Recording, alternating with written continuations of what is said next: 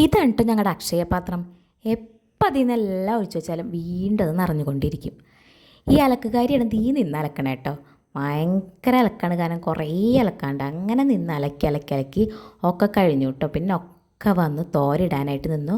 അപ്പോഴേക്കും ഒരു ഉച്ചയൊക്കെ കഴിഞ്ഞിട്ടുണ്ടായിരുന്നു. അപ്പോൾ ഞാൻ വിചാരിച്ചു പിന്നെ അടുത്ത പണികൾ എടുക്കാം, റെസ്റ്റ് എടുക്കണ്ടെന്ന് കേട്ടോ. പിന്നെ ദേ അടിച്ചു വാരലായി.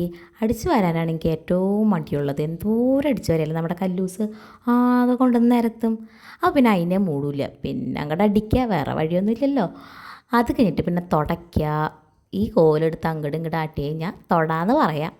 അത് കഴിഞ്ഞ് പിന്നെ ചോറ് വയ്ക്കാനുള്ള തയ്യാറെടുപ്പുകളാണ്.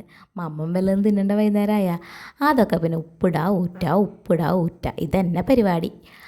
അതൊക്കെ കഴിഞ്ഞപ്പോഴേക്കും പിന്നെ ഇത് കുറച്ച് പാത്രങ്ങൾ കഴുകാനും കൂടി ഉണ്ടായിരുന്നു.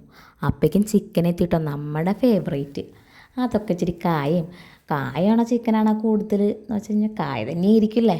അതൊക്കെ വെച്ച് കായക്കറിയൊക്കെ ഉണ്ടാക്കി. ഞാൻ ഒരു ലേസ് എടുത്തുനിന്ന് വിശന്നപ്പോൾ. അപ്പം അത്രയേ ഉള്ളൂ. സബ്സ്ക്രൈബ് ചെയ്തോളൂ.